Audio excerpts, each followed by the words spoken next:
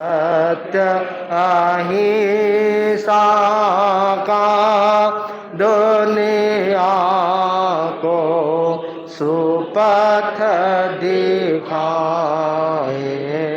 हम महावीर। तो आमंत्रित करूँगा अरबाना कॉम्प्लेक्स की बहनें अपने गीत को लेकर प्रस्तुत हो रही है। अरबाना कॉम्प्लेक्स की बहनें।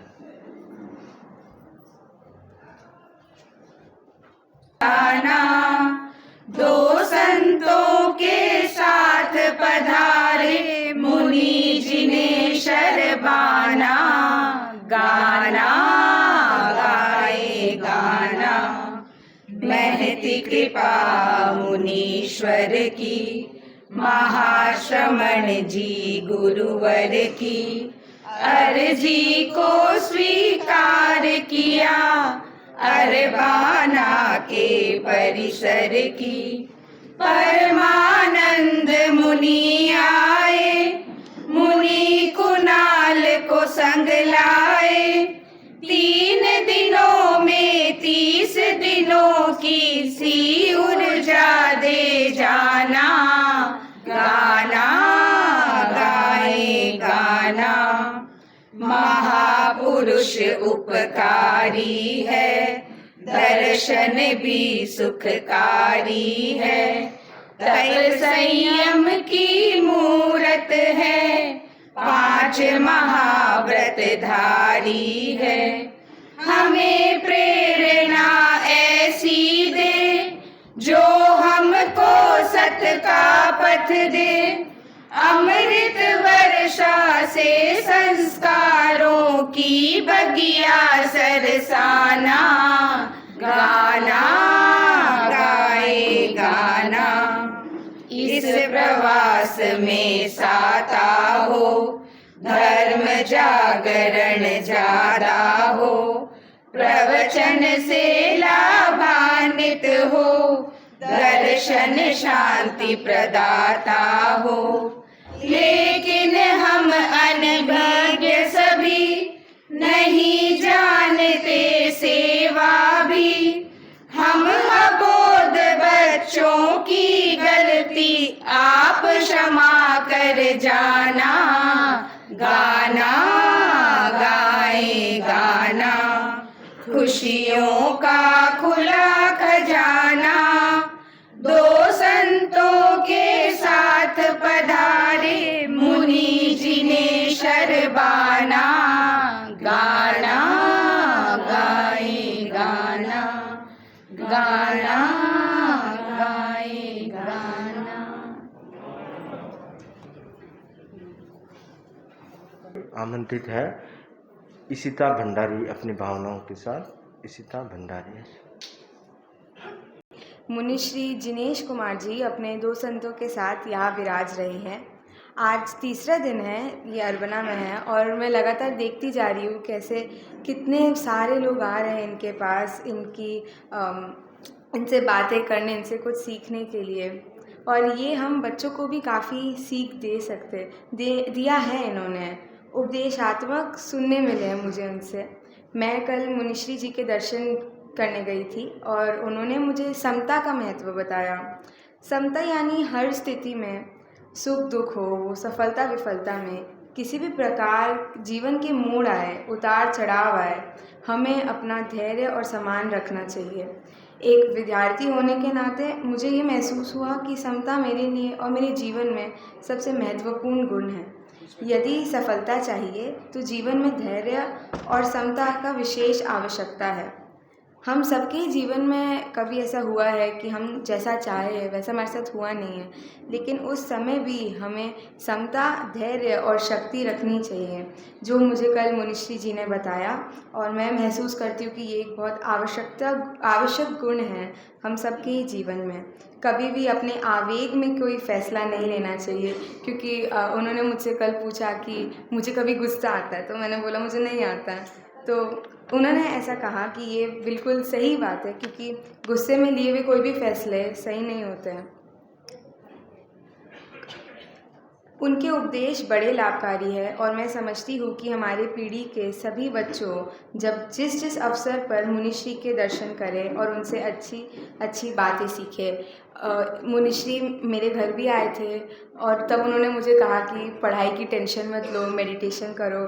तो मैं समझती हूँ कि मुनिश्री भी हम बच्चों को जानते हैं और आज की पीढ़ी में हमें क्या दुख है, हमें क्या चीज़ की ज़रूरत है, उन्होंने मुझे वही बताया। मैं इसी आशा के साथ मुनिश्री को फिर जब भी उन्हें अवसर मिले अरबना में ज़रूर वह पधारे। इसी आशा के साथ मुनिश्री को मथे वंदामी करती हूँ और अपना स्थान लेती हूँ। धन्यवाद। आवागमन रहता है, न केवल तेरापन समाज या जैन समाज, दूसरे लोग भी मुनिश्री के दर्शनार्थ आते हैं, मुनिश्री बातें करते हैं, ज्ञान चर्चा करते हैं। तो एक सुंदर सा माहौल बना रहा है। कॉम्प्लेक्स है, एक तरह का गांव जैसा है, गांव का गांव, शहर का शहर है। तो सुंदर माहौल है यहाँ पर। स्वागत गीत की अपनी प्रस्तुति हेतु मैं आमंत्रित करूँगा विनोद जी कोठारी और विशेष कोठारी को कि वे अपनी भावनाएं एक गीत के माध्यम से प्रस्तुत करेंगे। सब ने जवाब दे रहे हो और मैं खाली आप के काया बल बढ़ो कि मनोबल बढ़ो, और मनोबल बढ़ो कि तपोबल बढ़ो। तो तपोबल को एक वायरल वीडियो सारे भारत में फैल रही है फिलहाल कि मुनिश्री द 42 में 68 तल्ला पधार्या। वो वीडियो सारे भारत में वायरल हो रही है। अरबाना में 7 टावर है और 44 फ्लोर्स ईच, कुल मिला के 308 फ्लोर्स। और 3 दिनों में अरबाना का हर टावर में परमानंद मिल रहे है। दोनों मीनिंग आप समझ सको, परमानंद पहुंच रहे है सब अरबाना टावर्स में। मैं समझू लगभग 3 दिनों में मुनिवरा को लगभग 200-250 तल्ला चढ़ो जैसे। गजब मनोबल है, गजब कायबल है, जब जबर तपोबल है। तो आप यहाँ मुनिश्री फरमायो कि अरबाना में मेड़ो लगेड़ो है। वो अरबाना जैन समाज को नहीं, अरबाना जन समाज को उत्सव है। तमाम जन है, जैन अजैन, बिना कोई वर्ण जाति या संप्रदाय से मुक्त धर्म की भाषा। तो लगातार मनो देखने मिल रहा है कि तमाम तरह का व्यक्ति, भाटिया जी अरबाना का प्रतिनिधि के हिसाब से बैठे हैं, मैं भी आपकी बात कैसी, बट अरबाना का तमाम व्यक्ति मुनिश्री का दर्शन करने पधारे हैं। और मैं समझू घड़ो घड़ो लोगों ने फायदो मिल रहा है। और यहाँ के लिए भावना लेके मैं एक छोटो सो गीत प्रस्तुत करा। अरबाना लोगों ने भेजो है गीत बोल दिया। और अरबाना का जी का रेसिडेंट से बनो गीत गेड़ो है ग्रुप में, आप मारे सागे शेयर कर सको, सागे गा सको तो बहुत अच्छो। मियाँ भी शब्द बहुत इजी है, तो आप आराम से पकड़ गए मारे सागे साथ दे सको। मारा स्वाम पधारो, मारा नाथ पधारो, मारा स्वाम पधारो, नाथ पधारो, स्वाम पधारो, नाथ पधारो, सादर स्वागत थारो। स्वाम पधारो, नाथ पधारो, सादर स्वागत थारो। मनड़ो पुलकित मारो, मनड़ो पुलकित मारो, मारा स्वाम पधारो, मारा नाथ पधारो, मारा स्वाम। महापुरुषारा दर्शन करता, महापुरुषारा दर्शन करता, होवे सफल जमारो। महापुरुषारा दर्शन करता, होवे सफल जमारो। सतसंगत स्यु आज सुशोभित, सतसंगत स्यु आज सुशोभित, कण कण अरबाना रो, कण कण अरबाना रो। मारा स्वाम पधारो, मारा नाथ पधारो, मारा स्वाम। मुनि जिणेश्वरी जबर देशना, मुनि जिणे श्री जबर देशना ज्यों इमरत रो धारो मुनि जिणे श्री जबर देशना ज्यों इमरत रो धारो परमानंद मिले भगता ने परमानंद मिले भगता ने मुनि कुणाल संभारो मुनि कुणाल संभारो मारा स्वाम पधारो मारा नाथ पधारो मारा स्वाम। अब कल संग गड़ो लेकिन अरबानारा भाई भाई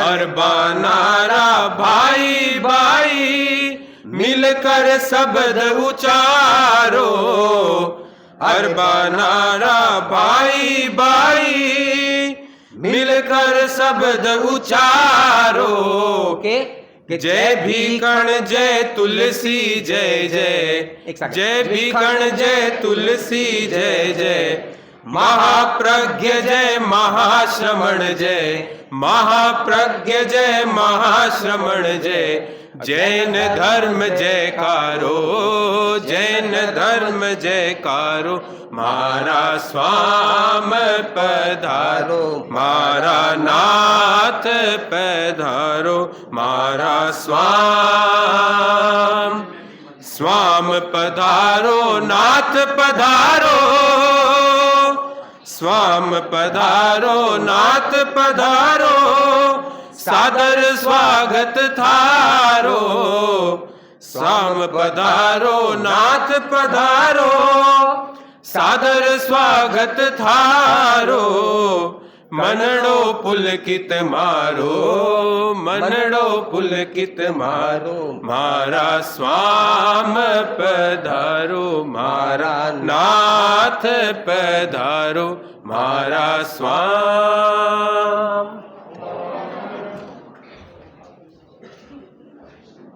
जिनेश कुमार जी का हार्दिक स्वागत और अभिनंदन।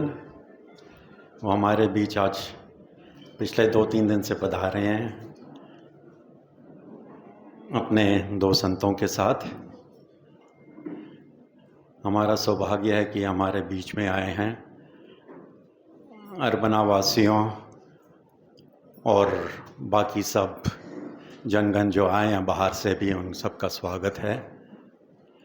पिछले 2-3 दिनों से स्वामी जी यहाँ पर हैं। आशा है कि सब ने इनका पूरा ज्ञान प्राप्त किया होगा।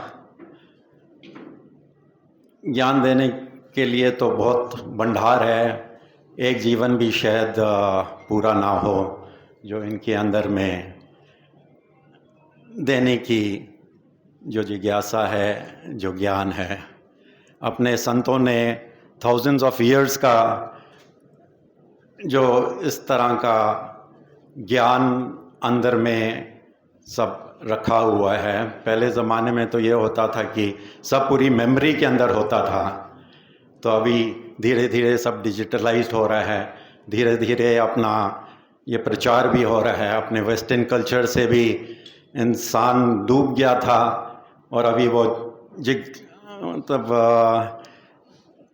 अभी वो धारा अभी उस तरह की बदल रही है कि अपने कल्चर के अंदर ही अपनी जो संस्कृति है उसको हम पूरा अपनाएं। और इससे बड़ा मौका और सौभाग्य क्या होगा कि हम संतों के बीच में अपना जीवन बिताएं।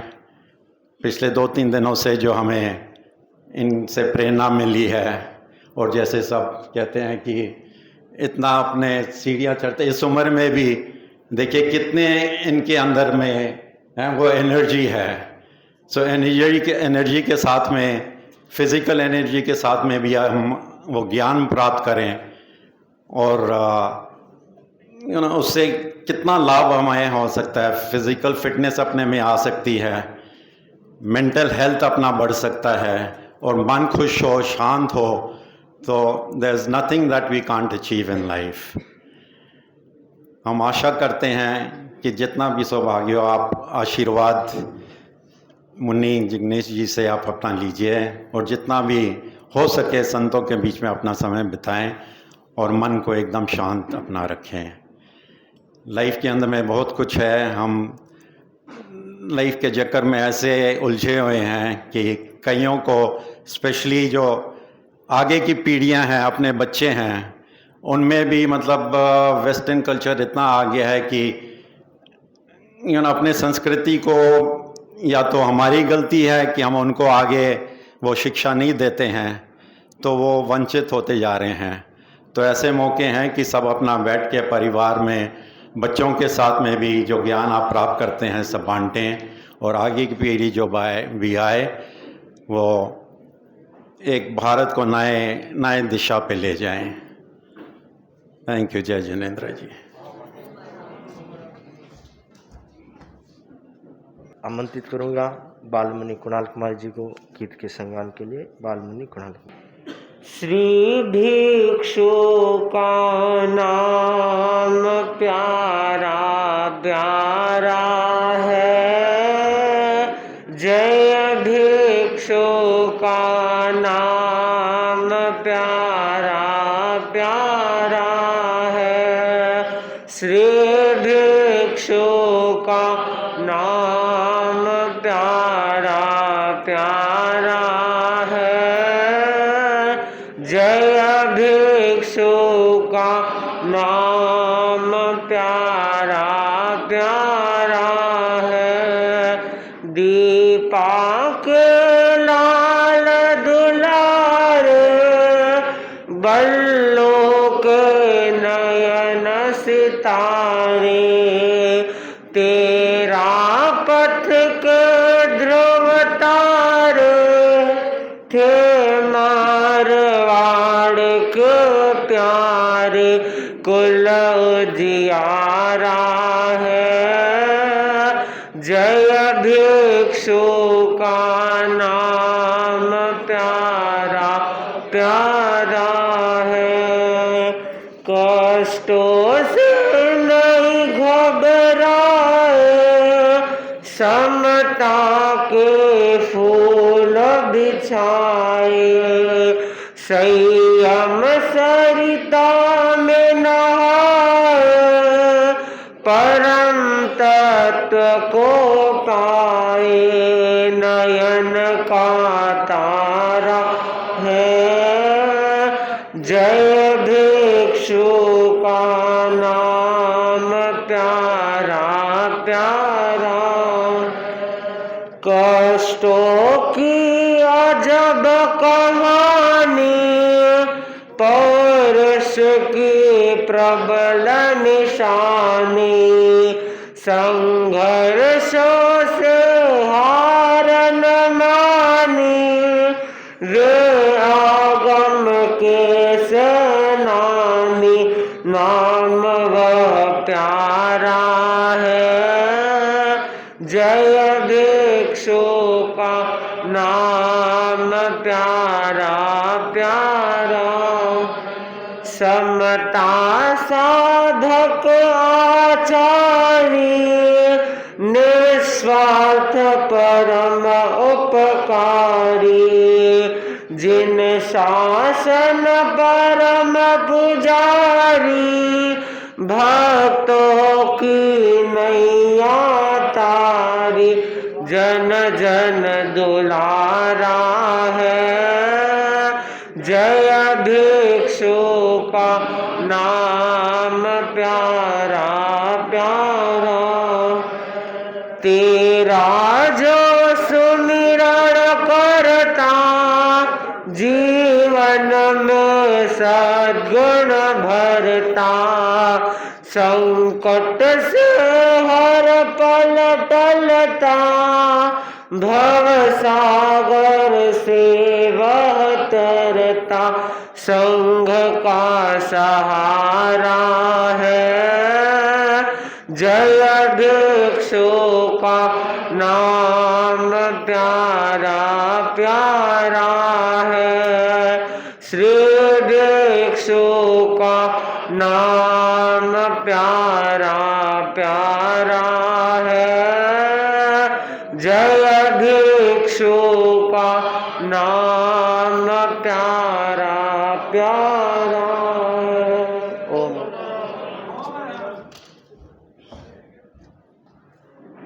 जय ज्योति चरण,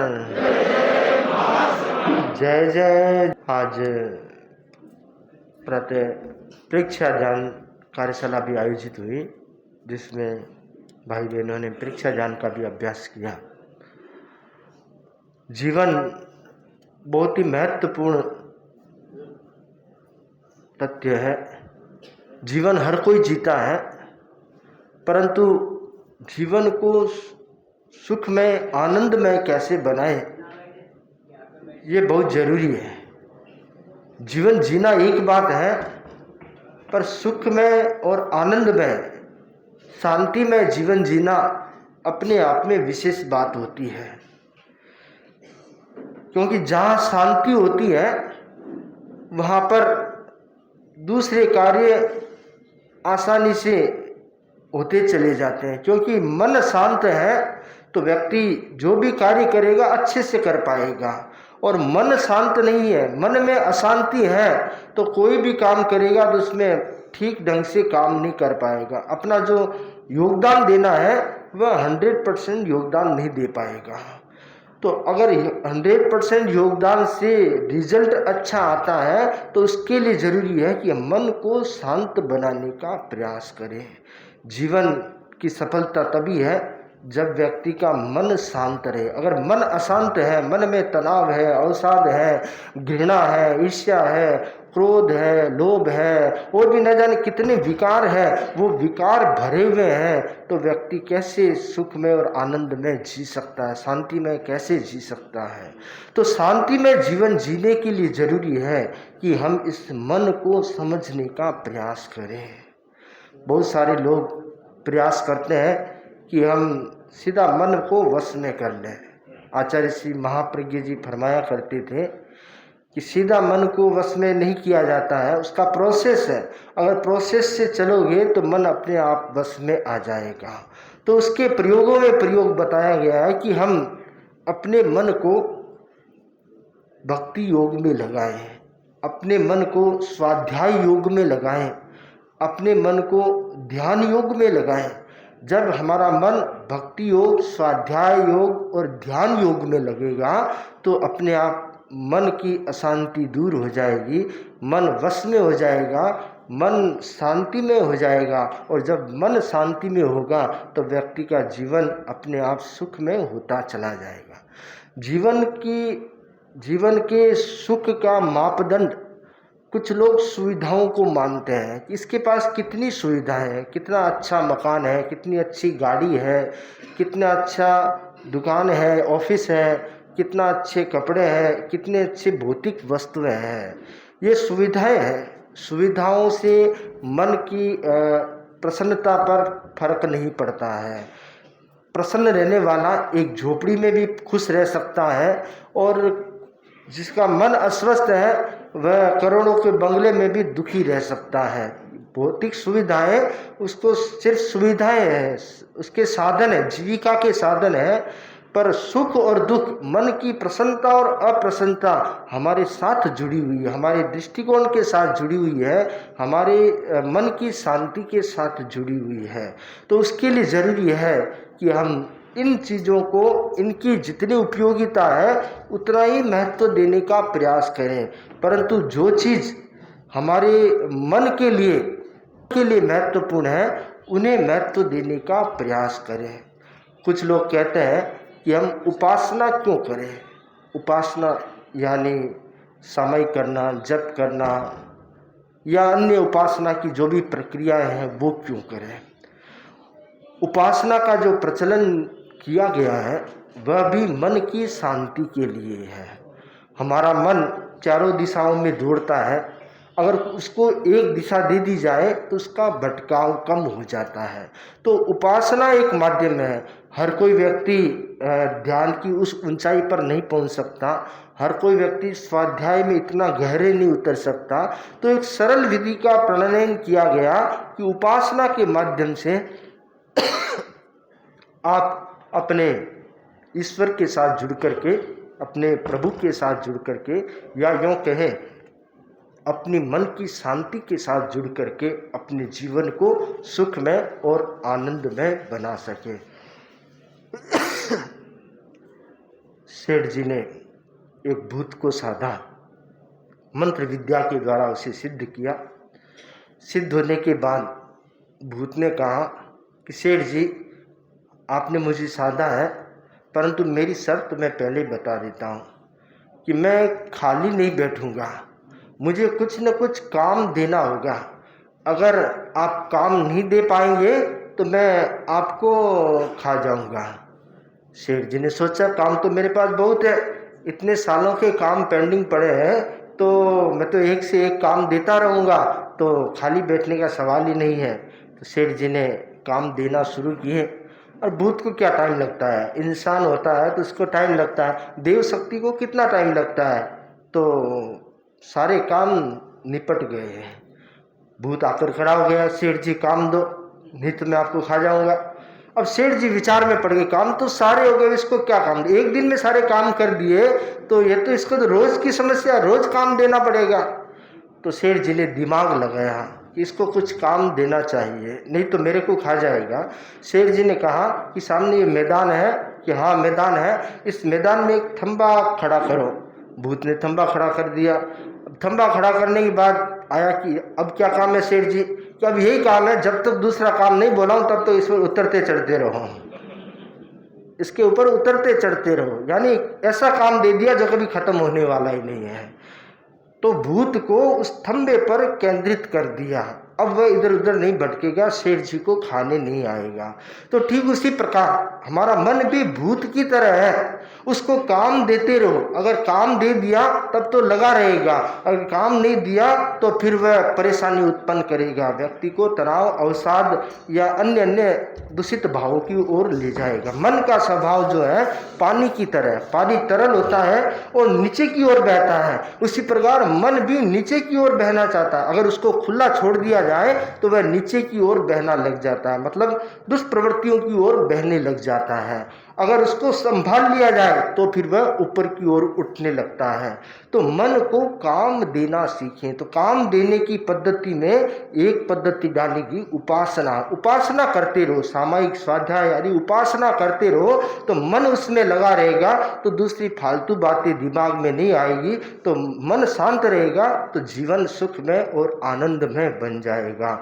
तो जीवन को सुख में आनंद में बनाना है। सुख भौतिक हो सकता है, परंतु आनंद जो है वह आध्यात्मिक, अध्यात्म से प्राप्त होने वाला है।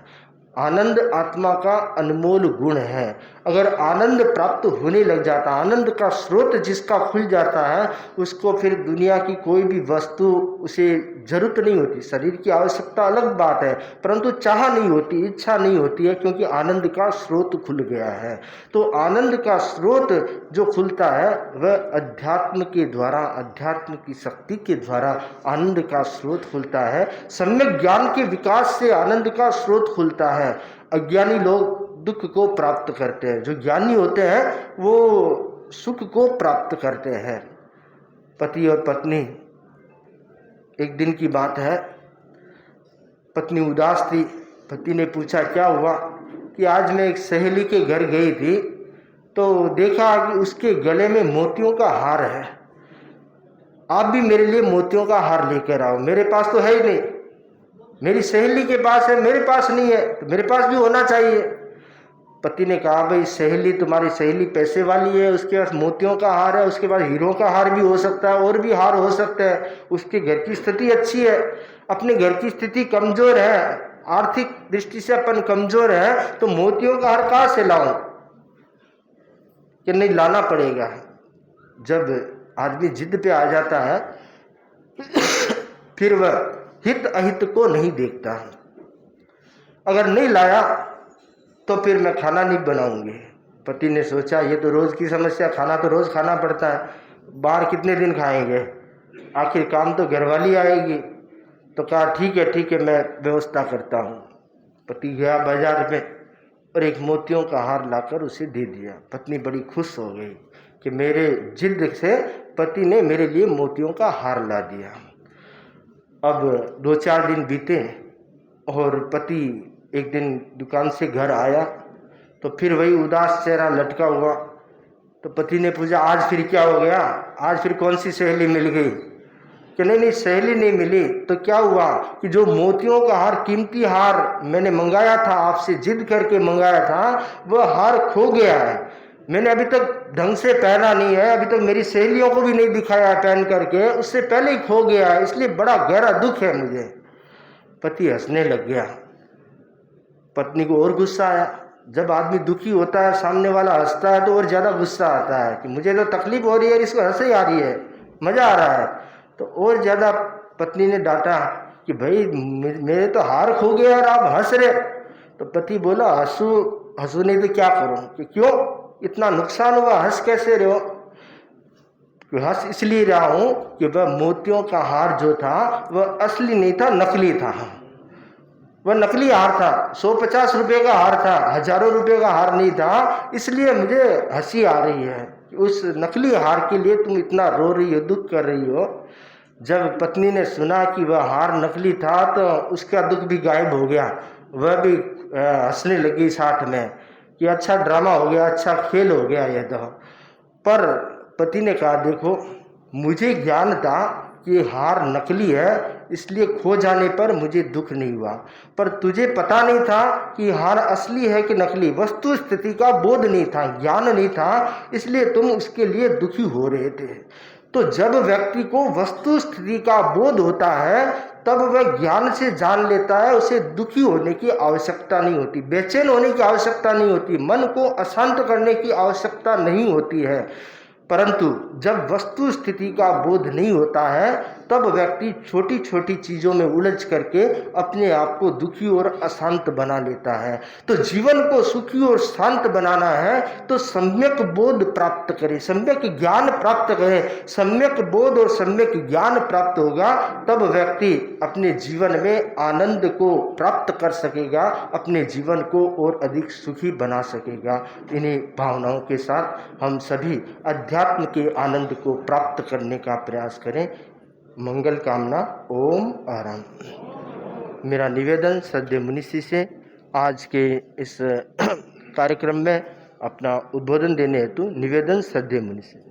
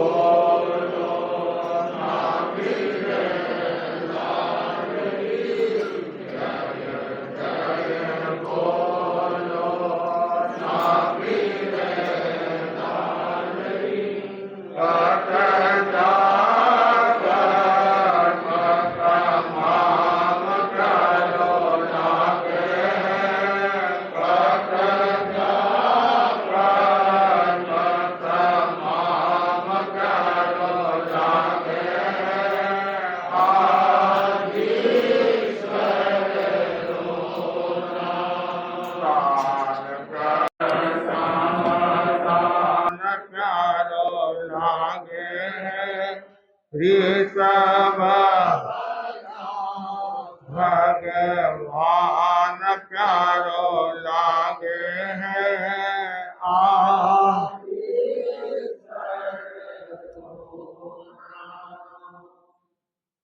अहिंसा के अवतार भगवान महावीर स्वामी के चरणों में कोटि से वंदन।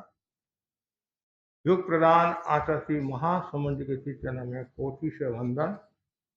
मुनिवृंद, उपस्थित धर्म प्रेमी भाई और बहनों, आपका विषय है सुखी जीवन के रहस्य।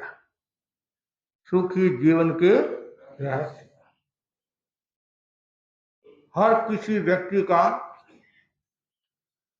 सपना होता है वह दुनिया का सुखी इंसान बने और उसके लिए विभिन्न प्रकार का प्रयत्न करता रहता है, फिर भी कहीं न कहीं वह इस प्रयास में विफल भी हो जाता है। सुखी जीवन की सफलता के लिए उसके रहस्यों को जानना जरूरी है। सुखी जीवन के रहस्य का पहला जो सूत्र है वह यह है, संतुष्ट रहना सीखे। भगवान महावीर ने बहुत एक सुंदर सूक्त दिया है, इच्छाओ आकाश समा अनंतिया। इच्छा आकाश के समान अनंत है। जैसे जैसे इच्छाओं का विस्तार होता है, वैसे वैसे व्यक्ति के भीतर में लोभ बढ़ता है, तृष्णा जागृत होती है और साथ में अहंकार पुष्ट होता है, जिसके कारण वह व्यक्ति सुखी नहीं दुखी हो जाता है। तो भगवान ने कहा ये जो इच्छा है आकाश की तरह व्यापक है, आकाश का कोई और छोर नहीं है, उसी प्रकार इच्छा का भी कोई और छोर नहीं है। कितना भी व्यक्ति को पदार्थ मिल जाए, वस्तु मिल जाए, धन मिल जाए, फिर भी वह सुखी नहीं है। सुखी वही है जिसके जीवन में संतुष्टता है, जो इच्छाओं का गुलाम नहीं है, भोग के प्रति आकर्षण नहीं है, पदार्थ के प्रति आकर्षण नहीं है, जो मिला उसी में संतुष्टि रखता है वह सुखी होता है। जैसा भोजन मिला उसी में संतुष्टता रखना दुनिया का सबसे बड़ा सुखी व्यक्ति है। लेकिन व्यक्ति के भीतर में अनंत इच्छाएं हैं, अनंत तृष्णाएं हैं, एक पूरी करता है तो दूसरी त्याग। जो 10 20 50 भाई ऐसा कहा जाता है, 10 मिला फिर 50 की बात करता है, 100 की बात करता है, 1000 की बात करता है, लाख की बात करता है, करोड़ की बात करता है, फिर अरबपति खरबपति की बात करता है, सारा धन भी मिल जाता है, फिर भी वह कहता है मेरे पास कुछ नहीं है। इसे कवि सुंदर दास कहता है, जब तक तेरी ये इच्छा की भूख नहीं समाप्त होगी तब तक तू सुखी नहीं बन सकता है। और जहां ये तृष्णा का भाव होता है, असंतुष्टता का भाव होता है, वहां प्रदर्शन भी होता है, आडंबर भी होता है, दिखावा भी होता है। इन सब के पीछे मूल में इच्छा है, असंतुष्टता है। आदमी प्रदर्शन बहुत करता है, छोटे छोटे बच्चे भी बहुत प्रदर्शन करते हैं, बड़े भी करते हैं, महिलाएं भी करती हैं। प्रदर्शन में आनंद आता है। अब मकान बनाते हैं, नांगल करते हैं और लोगों को भोजन का निमंत्रण देते हैं। वो भोजन के लिए नहीं बुला रहे, आप मकान दिखाने के लिए बुला रहे हैं। और कम से कम 100 व्यक्ति को मैं बुलाऊंगा, 10 व्यक्ति भी यदि मेरे मकान की प्रशंसा कर लेंगे तो मेरा पैसा वसूल हो जाएगा। संत ने बड़ी मार्मिक बात की कि भाई तू इतना ये सब कुछ करा है और तू अपने घर पर संत के पगलिया की बात कर रहा है। संत तो संत होते हैं, ठीक है, तुम्हारी इतनी बात है, इतनी भावना है, चलो। संतों को लेकर गया। संत पहुंचे हुए थे, फकीर थे। संतों ने नक्शा मंगाया और पूछा भाई बंबई कहाँ है? कि महाराज ये है। गोरेगांव का है? ये है। तुम्हारा घर कहाँ है? तुम्हारा इसमें घर थोड़ी दिखाई देता है, तो फिर तुम क्यों प्रदर्शन करा है?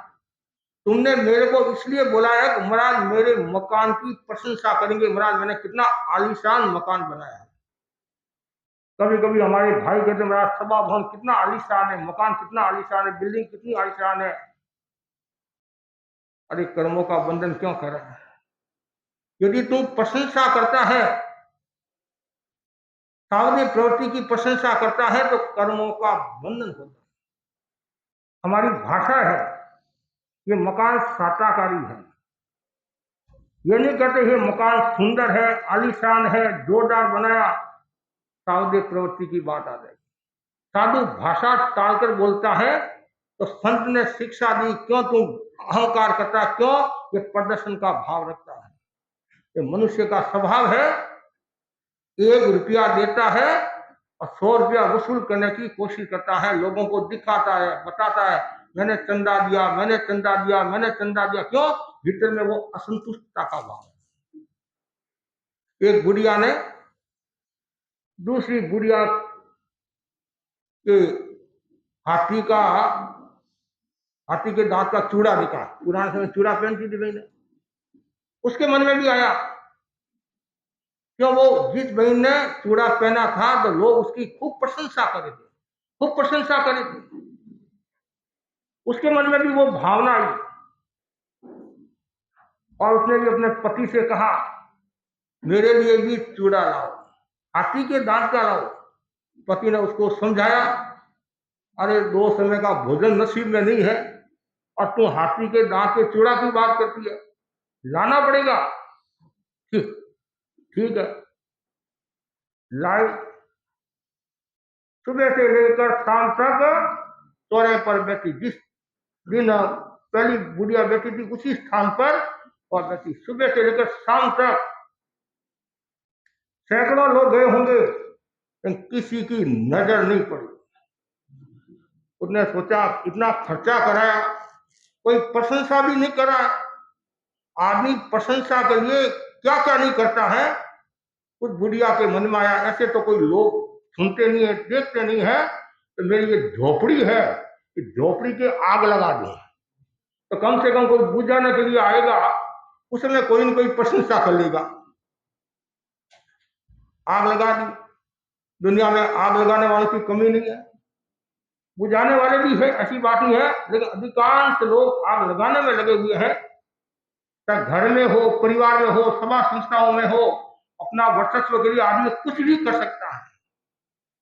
उसने भी आग लगा दी। क्यों? प्रदर्शन का भाव था, असंतुष्टता का भाव था। लोग आए, अरे बेचारी के आग लगी। उनको क्या पता कि जानबूझ कर आग लगाई है। एक व्यक्ति की नजर बुढ़िया के हाथी के दांत के चूड़े पर पड़ी और उस आदमी ने कहा, भाई ये बुढ़िया, यहाँ तो बहुत सुंदर, चूड़ा तो बहुत सुंदर है, तुमने कब लाया? बुढ़िया ने बड़ी मार्मिक बात की, ए भोड़ा भाई, ये बात तुम पहले कह देता तो झोपड़ी के आग तो नहीं लगाती। तो मनुष्य का स्वभाव है प्रदर्शन।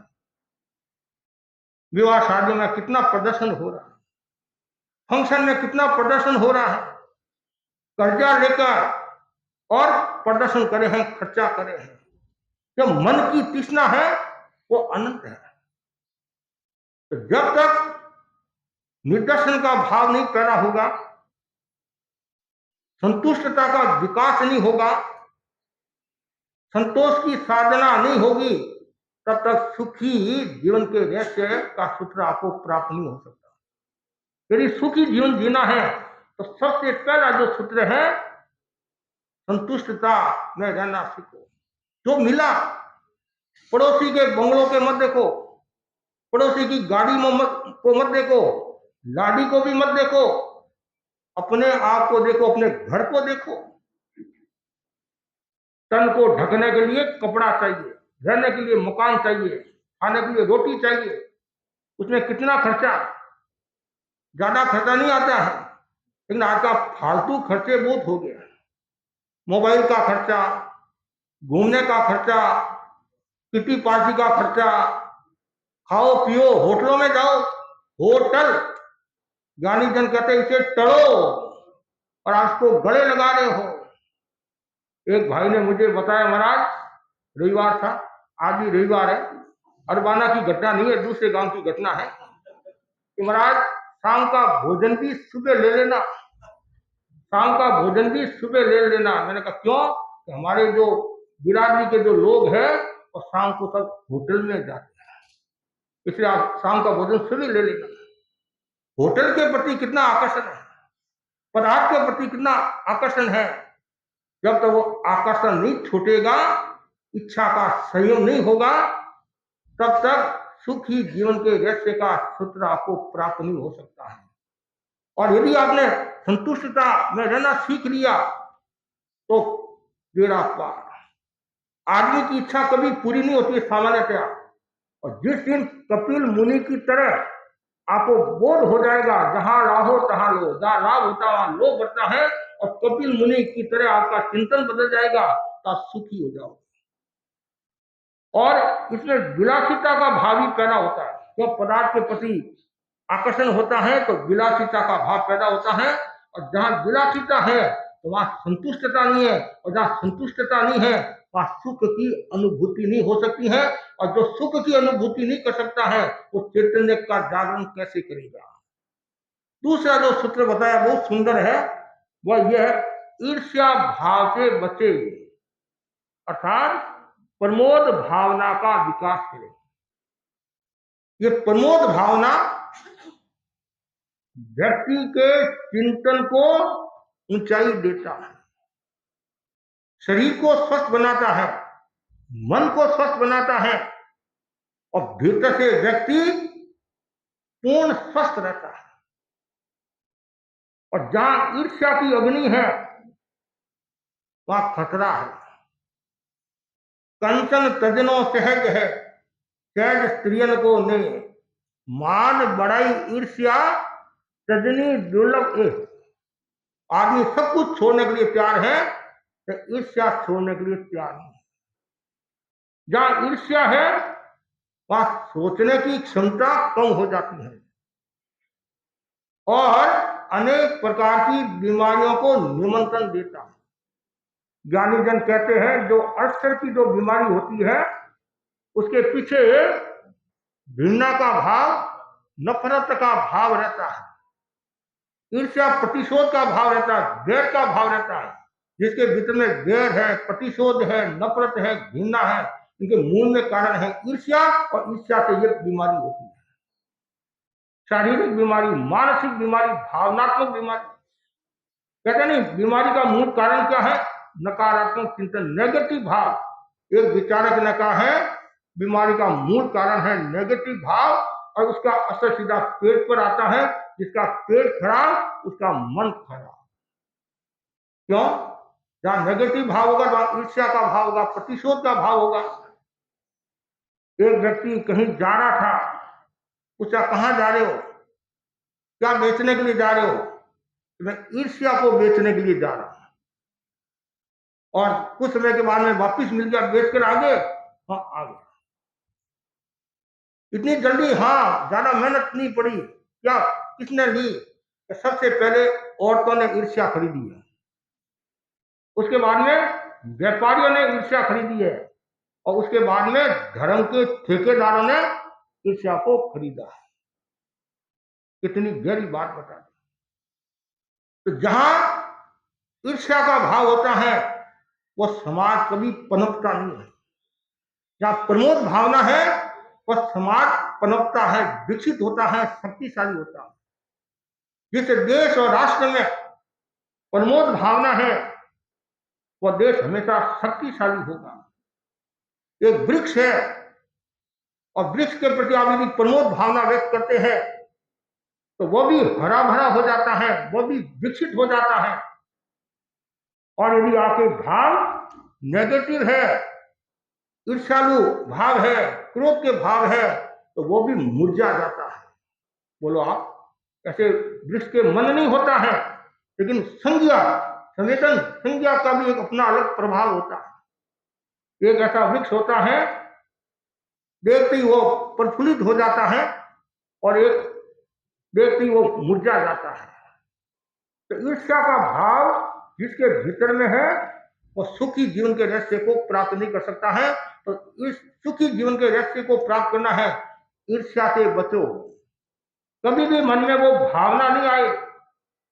आजकल पड़ोसी को देखकर पड़ोसी दुखी हो जाता है। आदमी दुखी क्यों? पड़ोसी सुखी क्यों?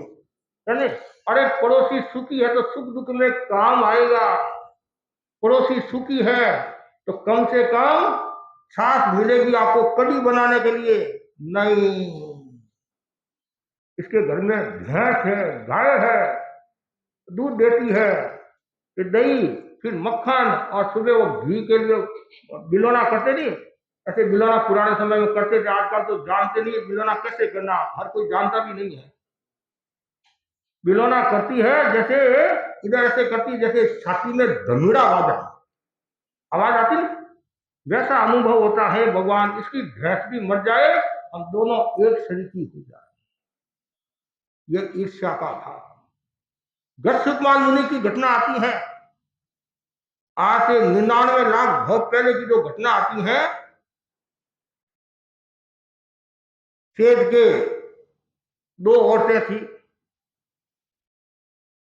एक औरत के संतान नहीं थी और एक औरत के संतान थी। जिसके संतान नहीं थी वो चालू थी। आजकल लोग चालू भी बहुत होते हैं और बड़ा ही सुंदर कहा गया है, आज की चतुराई का अद्भुत नमूना है, आज की चतुराई का अद्भुत नमूना है, दिखाते हैं सीमेंट लगाते चूना है। आज की चतुराई का यह अद्भुत नमूना है, दिखाते हैं सीमेंट लगाते चूना है। बहुत बड़ा अंतर आ गया है व्यवहार में, बताता है दिल्ली और पहुंचता है पूना, बताता दिल्ली पहुंचता पूना है। तो आज के व्यवहार में आदमी इतना होशियार हो गया है, इतना मायावी हो गया है, इतना छल कपट करने लग गया है जिसकी हम कल्पना नहीं कर सकते हैं। तो जो सीधी थी, भोली थी, उसके संतान थी, और जो होशियार थी, चतुराई वाली थी, मायावी थी, उसके संतान नहीं थी। और वो बार बार भावना बाती है कि भगवान लड़का चला जाए, ये भी मर जाए, ये भी मर जाए, हम दोनों एक हो जाए। उसके मन में ये नहीं आया ये मेरा ही तो लड़का है, लेकिन ना ऐसा सुनते भी हैं। और देवरानी जेठानी को लेकर भी हो जाता है, भाई भाई को लेकर भी हो जाता है, छोटी छोटी बातों को लेकर भी ये भावना पैदा हो जाती है। एक बार की बात है, बच्चा बीमार हो गया, बच्चा बीमार हो गया और अब वो जानती नहीं थी, भोली थी, तो बड़ी के पास आई, बड़ी से कहा लड़का बीमार हो गया। तो बड़ी ने खूब डांटा, तो ध्यान नहीं रखती है, ऐसा नहीं करती है, और इतनी मीठी बोली, इतनी मीठी बोली, इतनी मीठी बोली, तो ध्यान नहीं रखती है। पहले डांटा, फिर ठीक, अब ऐसा कर। उसके मन में पाप आ गया, ईर्ष्या का भाव आ गया कि अब ये मौका है। उसने कहा कि बाजरे का बाटा बना दे, गर्मा गर्म बाटे बोलते हैं, गर्मा गर्म, और बनाकर तू फोड़े हुए, बच्चे के फोड़े बहुत हुए, जेठ के महीने इतनी गर्मी, इतने फोड़े हो गए, तो ऐसा कर वो बाटिया गर्मा गर्म बांध दे, तो फोड़े से फोड़ा दब जाएगा और वो ठीक हो जाएगा। उसके मन में तो कोई पाप था नहीं, उसके मन में पाप था। वो बेचारी सीधी थी, समझती नहीं, बड़ी है, होशियार है, समझदार है। उसने वो, और वो बच्चा रोएगा, चिल्लाएगा, तुम मजबूत रहना। ठीक है, मजबूत होंगी। और उसने गर्मा गर्म बांट दिया, इतने तो फोड़े, और वो और गर्मी, और जोर से बांध दिया, चिल्ला रहा है। और थोड़ी देर के बाद में बच्चा मृत्यु को प्राप्त हो गया है। माँ को जितना दुख हुआ नहीं, उससे ज्यादा नाटक किसने किया? बड़ी वाली ने नाटक किया, इतना नाटक किया, और मन में खुश हो रही है, मेरा काम हुआ, मेरा काम हुआ। वो कर्म वापिस कहाँ उदय में आते हैं? गच्छकुमार मुनि के भव में वो कर्म उदय में आते हैं। इसलिए कभी भी ईर्ष्या मत करो। यदि सुखी जीवन जीना है तो ईर्ष्या को छोड़ो और जीवन को मोड़ो, प्रमोद भावना का विकास करो। हम बार बार मुनि मोहनलाल जी आमिर का शेर कहते हैं, फूल इतने बिखरे पड़े हैं, कोई चुनने वाला नहीं, और कांटों की शिकायत दुनिया में हर शख्स के पास है। श्रीमद रायचंद ने भी बहुत सुंदर कहा है, आप यदि दूसरे के गुणों की प्रशंसा करते हैं, वो सारे के सारे गुण, सामने वाले व्यक्ति में जितने गुण हैं वो आपके जीवन में समाहित हो जाएंगे। और आप यदि किसी के अवगुण निकालते हैं, दोष निकालते हैं, वो सारे के सारे अवगुण आपके जीवन में प्रविष्ट हो जाएंगे। ऐसा क्यों काम करें? अरे हमेशा मीठा बोलो, प्रमोद भावना व्यक्त करो कि आज मेरा समाज का व्यक्ति आगे बढ़ रहा है, मेरा घर का सदस्य आगे बढ़ रहा है, तो आपको खुशी होनी चाहिए। और आप खुश हो तो समाज भी खुश होगा, देश भी खुश होगा। और एक दूसरे की यदि हम क्या बोले टांग खिंचाई करेंगे, एक दूसरे को नीचे दिखाने की कोशिश करेंगे, तो समझना चाहिए आपके भीतर में ईर्ष्या की अग्नि जीवित है, और आज सुखी जीवन के रहस्य को प्राप्त नहीं कर सकते हैं। तीसरा जो सूत्र बताया है बड़ा ही महत्वपूर्ण है, औरों से पहले स्वयं को सुधारो, औरों से पहले स्वयं को सुधारो। लेकिन हम बड़े होशियार हैं, हम दूसरों को सुधारते हैं, उपदेश के माध्यम से, ध्यान के माध्यम से, अमुक के माध्यम से। कभी कभी भाई कहते महाराज ये ध्यान तो बहुत सुंदर कराता है और अच्छा कराता है, इसके ध्यान से दूसरों के जीवन में बदलाव भी आ रहा है, लेकिन महाराज जो कर रहा है उसके जीवन में तो बदलाव नहीं आ रहा है। करना अलग है, कराना अलग है। एक भाई ने जोरदार भाषण दिया, धुआंधार भाषण दिया, और नॉन वेज के ऊपर बड़ोदरा में एक बहुत बड़ी कॉन्फ्रेंस थी, और इतना जोरदार भाषण दिया, अहिंसा अहिंसा अहिंसा अहिंसा, अंडा नहीं खाना, ये नहीं खाना, वो नहीं खाना। कोई मद्रासी वक्ता था और उसको गर्मी भी बहुत लगती है, तो पसीना आया तो जेब में से रुमाल निकाला, पसीना पूछने लगा, और जेब में से रुमाल के साथ ही अंडा नीचे गिरा। अंडा नीचे गिरा तो ये क्या करे हो? अरे आप तो अंडे पर प्रहार करे हो। अरे बोलना अलग बात है, आचरण में नाना अलग बात। तो आज ये जीवन में सुधार क्यों नहीं आ रहा है, लोगों से प्रेरणा क्यों नहीं मिल रही है? इसका बड़ा कारण है जो जैसा कहते हैं वैसा करते नहीं है। कथन करने की समानता होगी तभी व्यक्ति का विकास होगा। तो मैं आपको कहना चाहूंगा, वो सुंदर है, औरों से पहले स्वयं को सुधारो, निज पर शासन। गुरुदेव तुलसी ने कितना, सुधरे व्यक्ति समाज व्यक्ति से राष्ट्र स्वयं सुधरेगा। तुलसी नाद सारे जग में पसरेगा। मानवीय आचार संहिता में अर्पित तन मन हो संयम। नैतिकता की सुर जन जन मन पावन हो।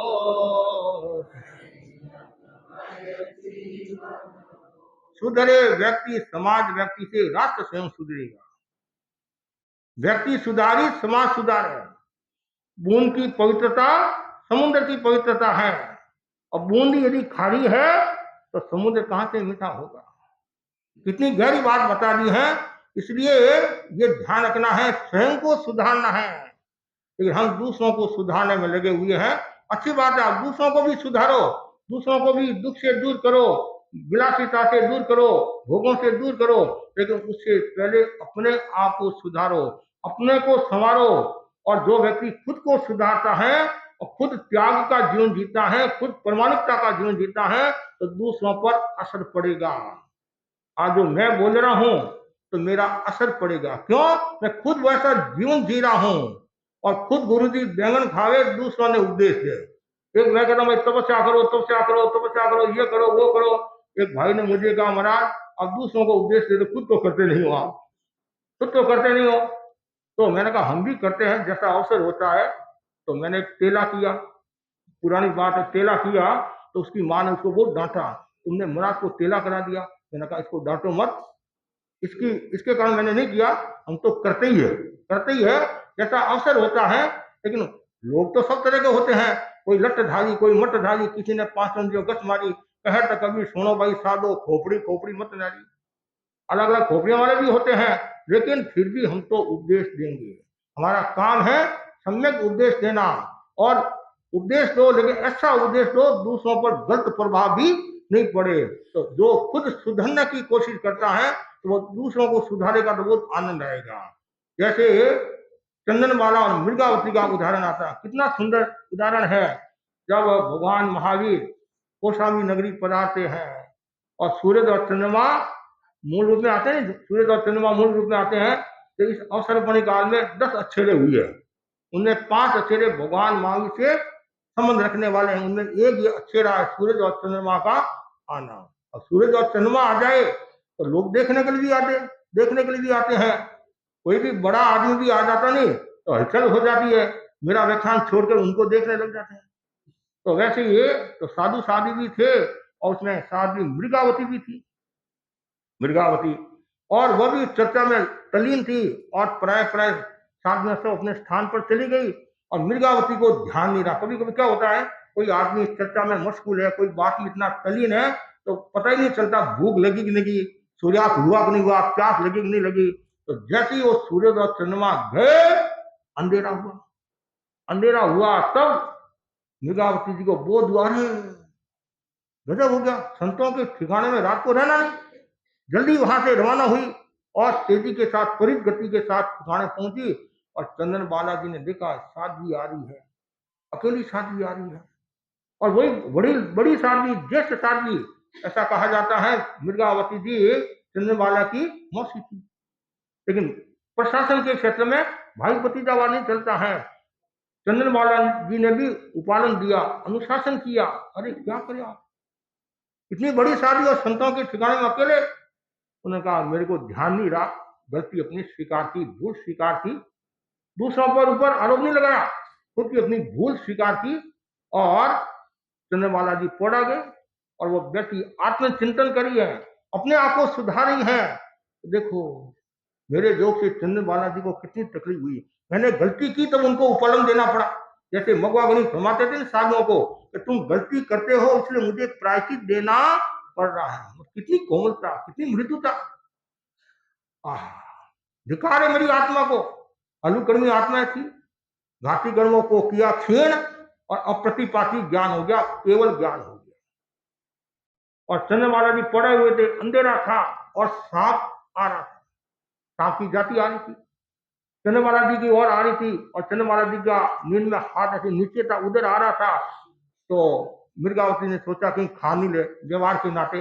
ऐसे तो राग देश से मुक्त है, मृगावती जी को लेना देना नहीं था, लेकिन व्यवहार का भी उतना मूल्य होता है। तत्काल हाथ को ऊंचा किया और चंद्रबाला जी जगे। क्या हुआ? सांप। आपको कैसे पता चला अंधेरे में? क्या आपको कोई ज्ञान हुआ? अब ज्ञान होने के बावजूद भी क्या करी है? आपकी कृपा। अवधि ज्ञान हुआ, आपकी कृपा। मन प्रिय हुआ ज्ञान हुआ, आपकी कृपा। केवल ज्ञान हुआ, आपकी कृपा। तत्काल चंद्रबाला जी उठे, बैठे। एक छोटी सी बात को लेकर मैंने इतना बड़ा उपालन दे दिया। दूसरों को सुधारने की बजाय अपने आप को सुधार, और चिंतन किया, करते करते घाती कर्म को क्षीण किया, उनको भी केवल ज्ञान मिल गया। आप कहेंगे केवल ज्ञान इतना सस्ता था? केवल ज्ञान सस्ता नहीं था, वो आत्माएं हलुकर्मी थी, जो खुद को सुधारने वाली थी, फिर दूसरों को उपदेश देने वाली थी। परिणाम ये आया, उनको ब्रह्म ज्ञान हो गया। तो जो व्यक्ति स्वयं को सुधारता है वो सुंदर है। औरों से पहले स्वयं को सुधारो। कभी कभी बच्चों को आप प्रेरणा देते नहीं, तो बच्चा ये कर, वो कर, ये कर, बार बार उसको डांटते भी है, तो शुद्धता नहीं है, तो पढ़ाई नहीं करता है।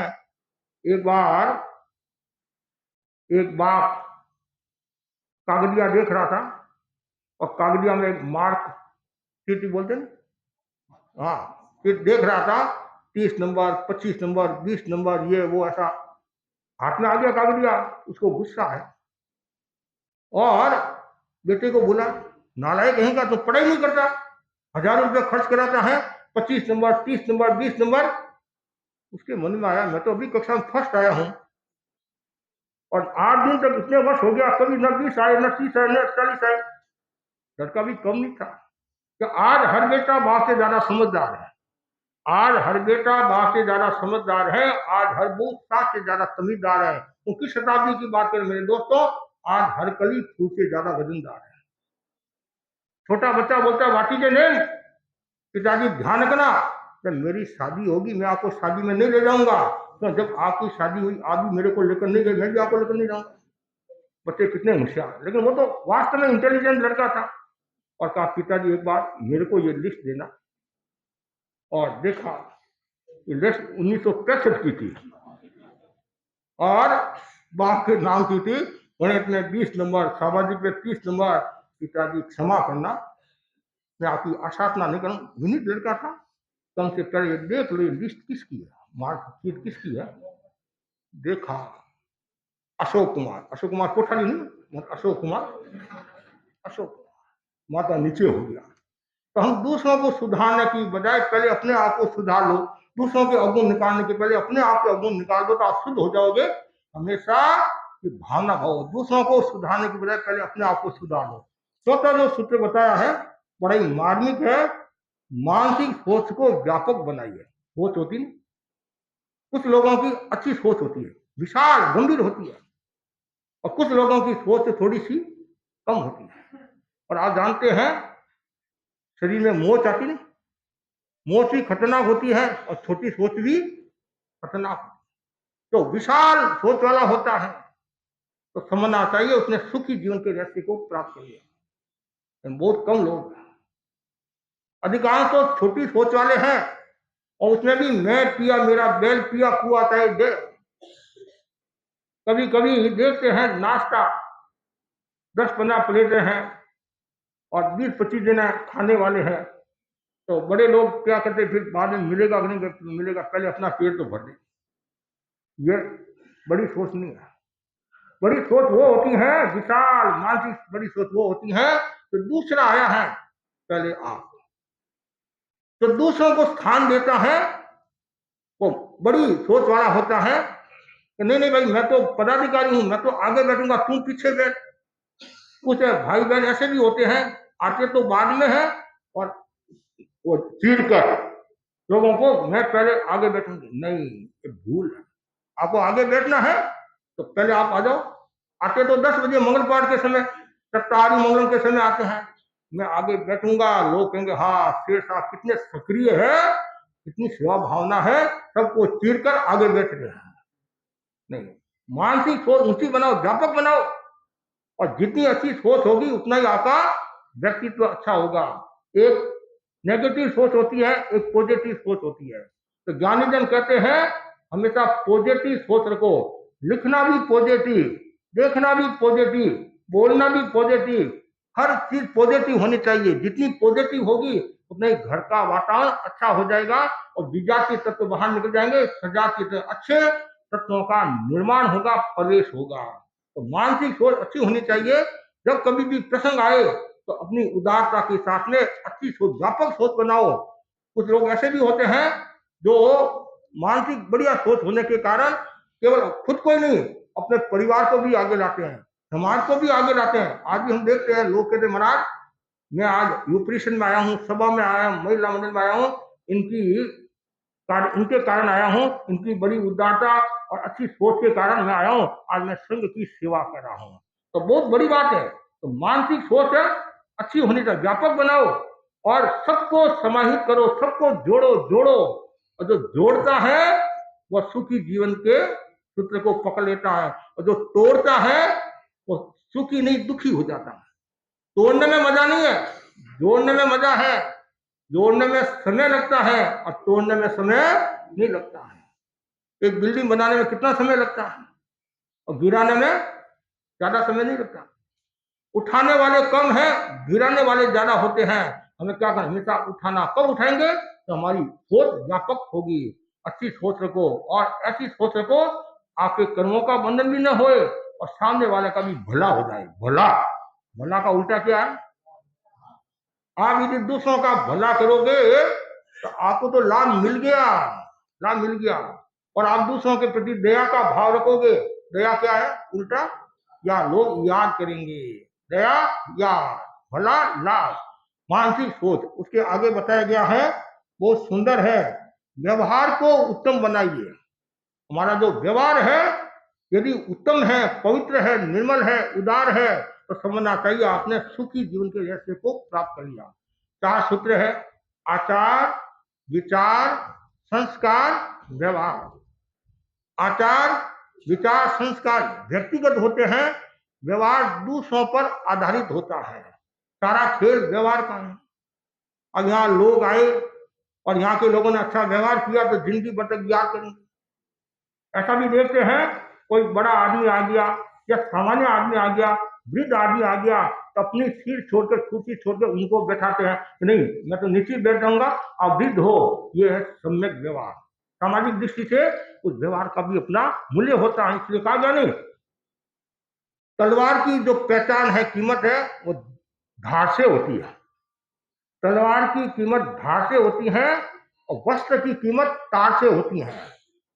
विनयी लोग होते हैं जो कीमत आंकने वाले, विनयी लोग होते हैं कीमत आंकने वाले, और आदमी की पहचान व्यवहार से होती है। आदमी की पहचान, कीमत व्यवहार से होती है।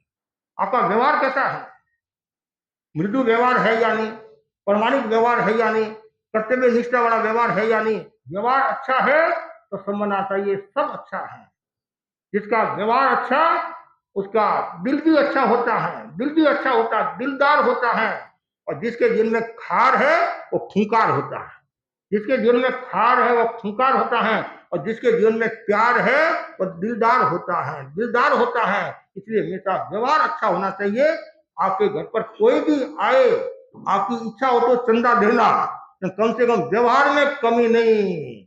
पधारो सा, विराजो सा, पधारो सा, विराजो सा, भोजन आर्गाओ सा, इतना कह दिया सामने वाला बाग बाग हो जाएगा।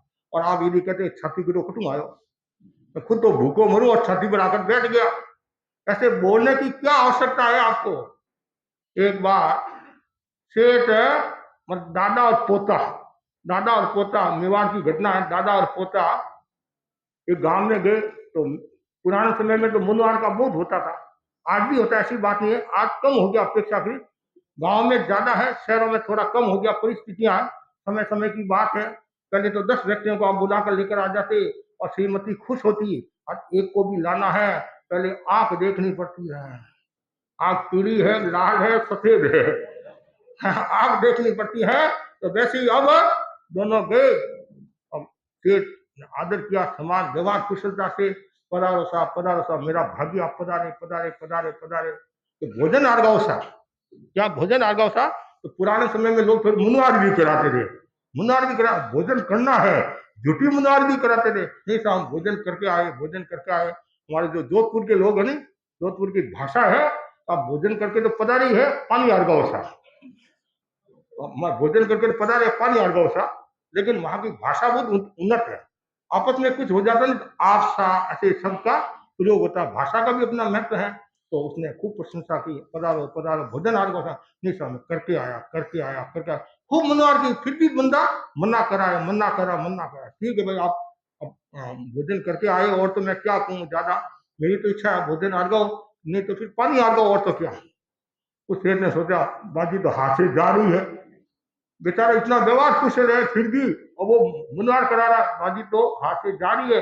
और वो पानी लेने के लिए गया अंदर। पीछे से दादा ने क्या किया, पोते के कान में कुछ शब्द कहे कि मैं तुम्हारे चूंटिया भरूंगा। चूंटिया समझ गया, चूंटिया भरूंगा, तुम चिल्लाना, तो हो सकता हमारा काम हो जाए। ठीक है, बच्चे को जैसा पाठ पढ़ाओगे वैसे ही बच्चा बोलने लग जाएगा। और जैसे वो पानी लेने के लिए गया, बच्चा चिल्ला रहा है, वो पानी लेकर आया। और बच्चा क्यों चिल्ला रहा है, मूर्ख है, पागल है, अभी तो भोजन करके आया है और बोलता मैं भोजन करूंगा, भोजन करूंगा, भोजन करूंगा। तो शेर कह, मैं तो आपको कह रहा हूँ भोजन करो करो करो, मैं तो कह रहा हूँ आपको। तो शेर ने सोचा इसका तो काम हो गया, मेरे को तो नहीं कहा।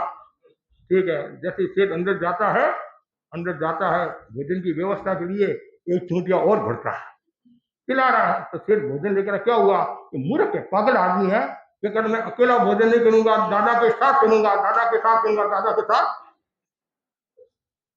तो वो तो बेचारा कह रहा है, एक तो भाई व्यवहार कुशल नहीं होता, तो कुछ ऐसे लोग भी होते हैं झूठी मुनवार कराते हैं। अब भोजन भी करना है, पेट अंदर जा रहा है, फिर भी मुनवार नहीं, जमाई होता नहीं, जमाई वो कई बार बहुत मुनवार कराता है, और उस मुनवार भूखा भी रह जाता है, भूखा भी रह जाता है। लेकिन आदमी जो व्यवहार कुशल होता है उसका एक अलग ही मूल्य होता है। हमें व्यवहार कुशल होना है।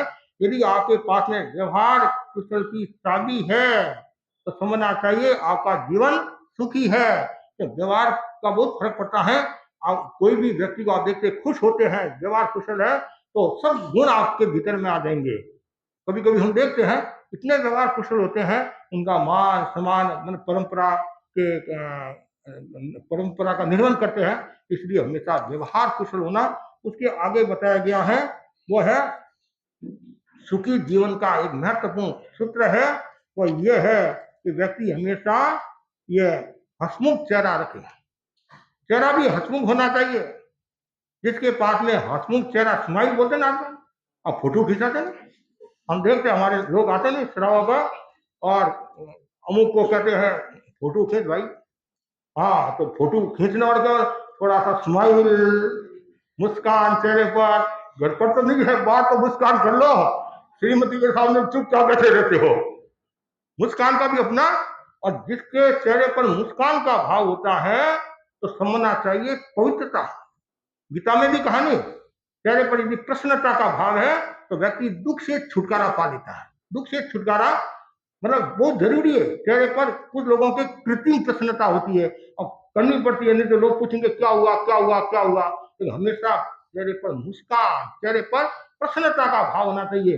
और जितनी ज्यादा प्रसन्नता होगी उतना ही आपका जीवन सुखी होगा। और प्रसन्नता के कारण सकारात्मक चिंतन का विकास होगा, पॉजिटिव चिंतन का विकास होगा, जिससे आपका सम्यक दर्शन पुष्ट होगा। क्या होगा? सम्यक दर्शन पुष्ट होगा। सम्यक दर्शन को पुष्ट करना है तो चेहरा भी प्रसन्नता से भरा हुआ होना चाहिए। तो कुछ लोग ऐसे होते हैं जिनके चेहरे प्रसन्न मुद्रा में तो नहीं होते हैं, तो अलग अलग होता है, लेकिन फिर भी भीतर से वो प्रसन्न होते हैं। कुछ ऐसे लोग भी होते हैं, जैसे उदाहरण के लिए पति और पत्नी दो, पत्नी का चेहरा प्रसन्न मुद्रा वाला, हंसमुख स्वभाव वाला। कुछ लोग हंसमुख स्वभाव वाले होते हैं, खुद हंसते हैं, दूसरों को हंसाते हैं। कुछ लोग ऐसे होते हैं एकदम गमगीन, एकदम जैसे कोई माइट मर गया, गमगीन होते हैं। तो किसी सहेली ने पूछ लिया, तू तो हंसमुख चेहरे वाली है, इतनी प्रसन्नता वाली है, तुम्हारा पति तो गमगीन है, जैसे मरियल, आपके आपस में कैसे है? बनता नहीं बनता है, प्रेम है नहीं है? उसने कहा हमारे तो बहुत प्रेम है, हमारे जितना प्रेम है किसी दुनिया में किसी के पास में नहीं है। ऐसी क्या बात करती है? देखो हमारे पास में दो कलाएं हैं, किसी के घर में विवाह शादी का फंक्शन होता है तो मैं चली जाती हूँ, विवाह शादी का प्रसंग होता है मैं चली जाती हूँ और बीच में बैठ जाती हूँ, बीच में बैठ जाती हूँ और ऐसी मतलब गीत गाती हूँ, ऐसी हंसाती हूँ, तो लोग सोचते हैं कि जैसे इसके घर में शादी है, और सब कहते वाह वाह वाह भाई, वाह भाई, वाह भाई।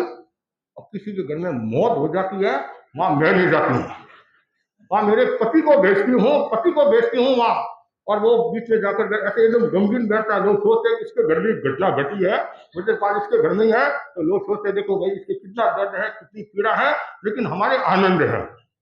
हाँ, मतलब भीतर से हम सब प्रसन्न है, बाहर से हो सकता है चेहरा, लेकिन वास्तव में बाहर का भी एक अपना प्रभाव होता है।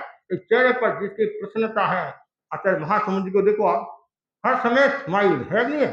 कभी भी जाओ आप, चाहे 44 किलोमीटर का बिहार कराया गुरुदेव ने, 30 किलोमीटर कराया, 25 का कराया, सुबह से लेकर शाम तक इतना श्रम करते हैं, आदमी थक जाता है, थकान आ जाती है, मुरझा जाता है कभी चेहरा, लेकिन आचार्य की पुण्य होती है, संपदा होती है, और देवता भी सेवा में रहते हैं। हर समय चेहरे पर प्रसन्नता का भाव, मुस्कुराइए, मुस्कुराइए और तनाव को भगाइए, मुस्कुराइए, तनाव को भगाइए।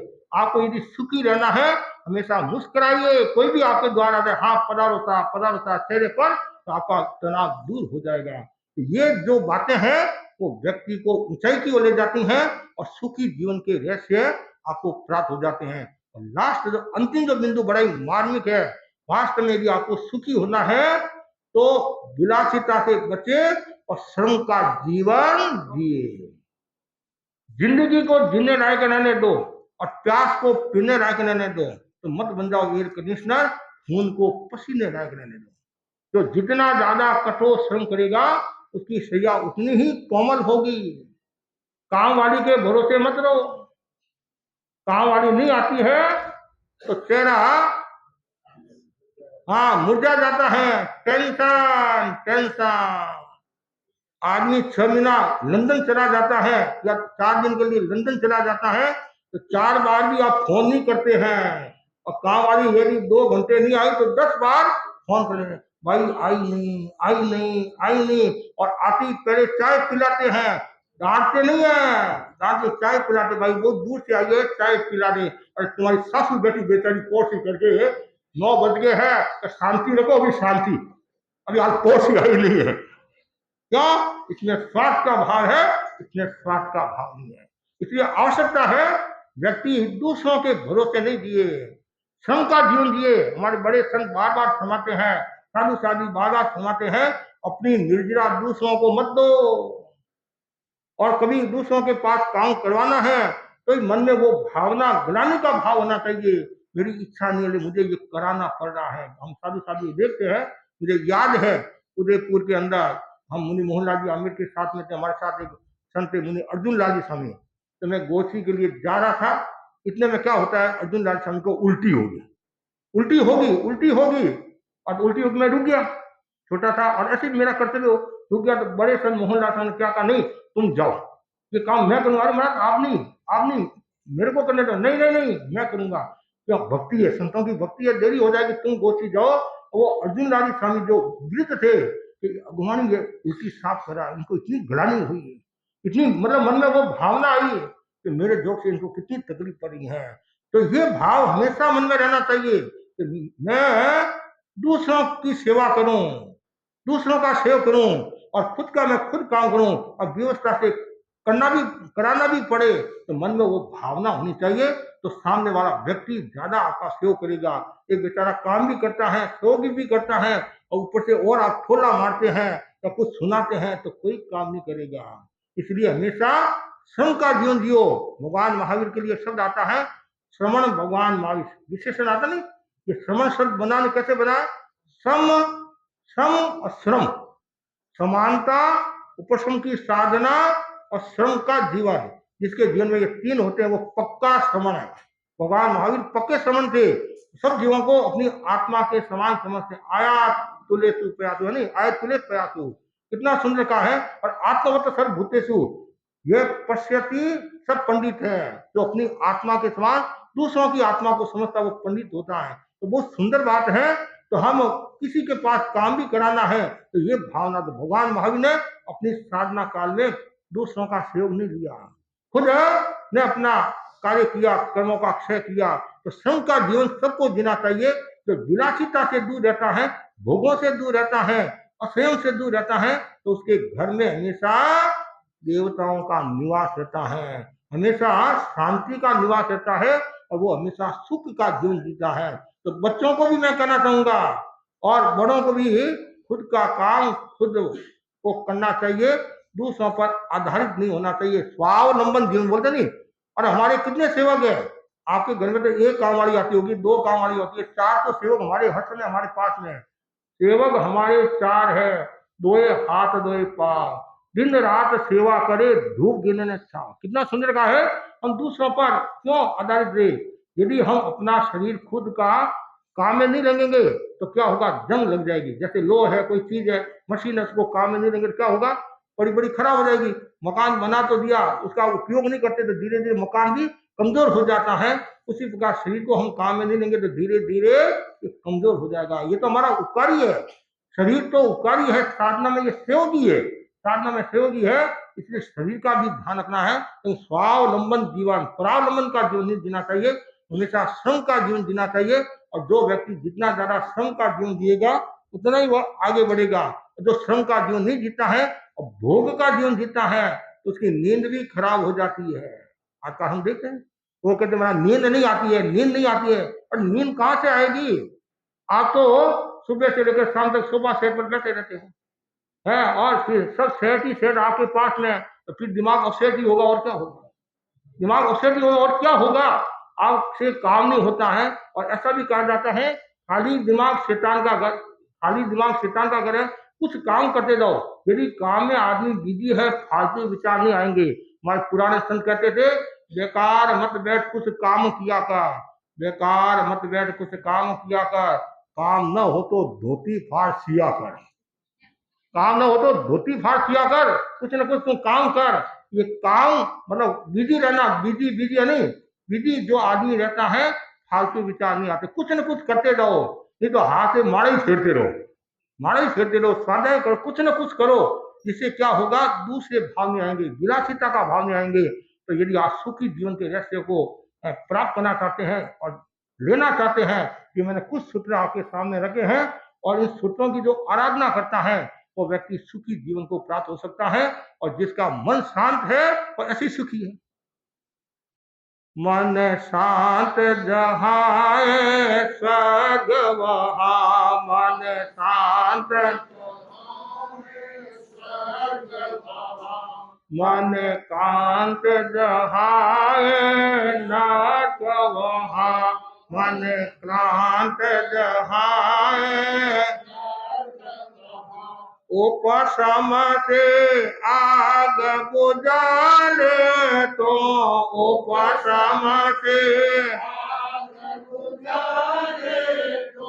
निज मन का दीप जलाने तो, निज मन का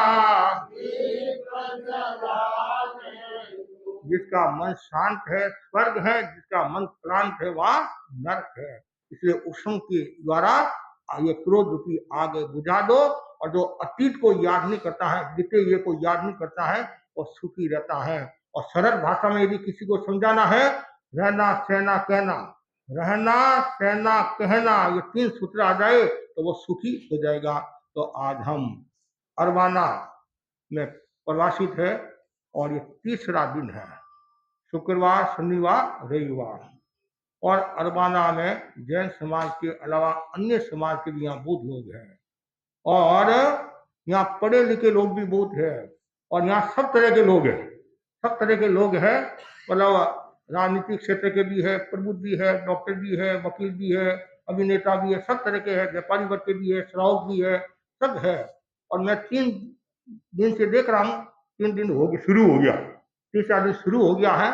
और शुक्रवार के दिन जब हम आए और पूरे समाज ने, तेरापन समाज ने नहीं, यहाँ जो हमारी कमेटी है, भाटिया जी अध्यक्ष है, भाटिया जी अध्यक्ष है और पूरी टीम के साथ में उन्होंने काफी कुछ तो काफी दूर तक आए सामने है और बाकी गेट के बाहर कुछ है, काफी संख्या में लोग उपस्थित है और वेलकम, आपकी भाषा में बोलते वेलकम, स्वागत, सुस्वागतम, पधारो पधारो, स्वागत कार्यक्रम हुआ। कि दिन में भी अच्छी महिलाएं थी, रात को भी अच्छे लोग थे और कल भी अच्छे लोग थे। कल रात को सामायिक में भी अच्छी संख्या, नए नए लोग भी आ रहे, बच्चे भी आ रहे हैं। ये मुझे प्रसन्नता है, हमारा समाज सक्रिय है, यहाँ का समाज सक्रिय है और समाज सक्रिय है तो जिन शासन की प्रभावना होती है।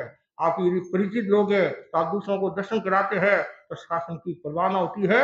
और जैन धर्म से वो परिचित होते हैं तो हमारे पास में जज भी आए और बड़े अधिकारी भी आए, IAS भी आए, पूर्व आदि, तो चर्चा हो तो उनको पता चलता है। हम कहते भाई हमारे गुरुदेव आचार्य महासमुंदी है और वो अहिंसा यात्रा के जरिए उन्होंने 3 बातें बताई थी, सद्भावना, नैतिकता, नशा मुक्ति। और अभी अनुव्रत यात्रा चल रही है और गुरुदेव समय समय पर ये बातें बताते रहते हैं। किसी भी संप्रदाय के हो, किसी भी लिंग के हो, परंपरा के हो, लेकिन हमेशा मन में असंप्रदायिक दृष्टिकोण का भाव रखो, तो मिलजुल कर रहो। अपनी परंपरा अपने पास है, परंपरा का अपना मूल्य होता है, लेकिन प्रेम के साथ हो कि मनुष्य जाति एक है, द्वेष का भाव न हो, नफरत का भाव न हो। हम सब इंसान हैं, पहले इंसान बाद में हिंदू या मुसलमान है। तो सद्भावना अच्छे भाव के साथ हो, प्रेम के साथ हो। मैंने देखा यहाँ पर गोष्ठी में दूसरी समाज के लोग मतलब प्रवचन में आते हैं, यहाँ आपस में अच्छा मेल जोल है और मैं मंगल कामना करता हूँ ये मेल जोल हमेशा रहे, हमेशा रहे। मतलब आपस में प्रेम भाव हमेशा रहे, अच्छा रहे। जहाँ प्रेम है, सुंदर का जहाँ संप है वहां संपत्ति है, जहाँ संप है वहां संपत्ति है। और हम साथ में और भी कहना चाहता हूँ, आज संपत्ति की चिंता मत करो, वो संपत्ति में अंतर है। मतलब संपत्ति धन की चिंता मत करो, संतति की चिंता करो। बच्चों को अच्छे संस्कार दो और जीवन के संस्कार दो, परिवार के संस्कार दो, धर्म के संस्कार दो और समाज से जुड़े रहो। हमारे जो पर्व आते हैं पर्व में भी आराधना करनी चाहिए। तो यहाँ के लोगों में प्रेम है, सौहार्द है, फिर नैतिकता, नीति और न्याय के मार्ग पर चलो, धोखाधड़ी मत करो, बेईमानी मत करो। गुरुदेव बाबा सुनाते हैं आराम की जिंदगी जियो। तीसरा, नशा मुक्ति जीवन जीना। जीवन में कोई भी प्रकार का नशा न हो, नशा नाश का द्वार है। नशा से धन भी जाता है, धर्म भी जाता है, सामाजिक बुराई है, मस्तिष्क खोखला हो जाता है, मतलब निष्क्रिय हो जाता है। किसी के घर में कोई भी प्रकार का नशा नहीं आना चाहिए। मेरी तो ये अवधारणा, मेरी क्या मतलब आचार्य की सबकी वही अवधारणा है कि जिसके घर में नशा है उसका नाश है, नशा नाश का द्वार है। राजा रजवाड़े जो साफ हुए उसके पीछे कारण क्या था कि नशा, सूरा और वेश्या के कारण तो साफ हो गए हैं और अपने घर को सुखी बनाना चाहते हैं, सुखी जीवन के रहस्य को प्राप्त करना चाहते हैं। तो ये नशा, विलासिता, मौन वेद, दुराचार से हमेशा बच के रहना। तो ये उपासना, धर्म आराधना करते रहो। मैं सबके प्रति आध्यात्मिक मंगल कामना करता हूँ। आज तीसरा दिन है, दोपहर में भी कार्यक्रम है और रात को भी कार्यक्रम है। और हाँ, आज सुबह 6:30 से 9:30 तक परीक्षा ध्यान का भी कार्यक्रम हुआ। तो मैं सभी भाई बहनों को कहना चाहूंगा, आपके पास ज्यादा टाइम नहीं है तो कम से कम 10 मिनट आप परीक्षा ध्यान की साधना करें। तो श्वास परीक्षा का प्रयोग करें। श्वास लेते समय चित्त को यहाँ रखे और छोड़ते समय यहाँ, लेते समय यहाँ, छोड़ते समय। और ऐसा भी कर सकते हैं, नाभि पर चित्त को रखे, ले और छोड़े। इससे एकाग्रता का विकास होगा और संवेगों पर कंट्रोल होगा, मानसिक प्रसन्नता बनी रहेगी और ज्ञाता दृष्टा भाव का विकास होगा। तो मैं जिन्होंने भी परीक्षा ध्यान की साधना की है, जो कर रहे हैं, जो करने वाले हैं तो सब ज़्यादा से ज़्यादा प्रेक्षा ध्यान की साधना करें और करने वालों के प्रति आध्यात्मिक मंगल कामना। और हाँ, शनिवार की समाज में भी अच्छी संख्या में कल शाम को आए थे लोग। और मैं अब अरबाना वासियों को कहना चाहूँगा, कल से शुरू होगी है हर शनिवार के दिन समाहित होना। इतना तो हमारा कहना मान लेना। हम आज से टैक्स लेंगे, टैक्स आज का टैक्स का जमाना, टैक्स भरना पड़ता नहीं, चाहे इनकम टैक्स हो सेल टैक्स हो, लेकिन हम का टैक्स लेंगे, हम भी दक्षिणा लेंगे, लेकिन हम वोट नोट प्लॉट रातों रोड की नहीं, आप में जो खोट है वो खोट। और यहाँ धर्म आराधना रहती होती रहे, शनिवार 7 से 8 सब मिलकर समाई करे। हाँ पचरा जी, हाँ हाँ ठीक है, सबको प्रेरणा और भी हम प्रेरणा देंगे। हाँ ज़्यादा से ज़्यादा शनिवार की समाई ज्ञानशाला शुरू करो, तेरस की धूम जागरना शुरू करो। मिलने जुलने से क्या होगा, शासन की परवाह होगी। तो आज हम यहाँ हैं और कल और परसों 2 दिन का हमारा जो कार्यक्रम है, ध्यान से सुनना। 11-12 एटमोस्फियर कल्याण मित्र गोयल परिवार श्री सूर्य चंद्र जी रमेश चंद्र जी गोयल के यहाँ, वो आपको पता है। 12 और 13 2 दिन वहां रहने का भाव सुख समाधि, और 13 और 14 2 दिन सिल्वर स्प्रिंग वहां रहने का भाव है। 15, 16, 17 3 दिन एक्टिव एकड़ वहां रहने का भाव है। और हमारे सक्रिय कार्यकर्ता है। तो मैं और कहना चाहता हूँ, 15, 16, 17 तो है ही है, एक दिन और एक्स्ट्रा देने का भाव रख। अरबना जैन परिवार की तरफ से सादर जय जिनेंद्र।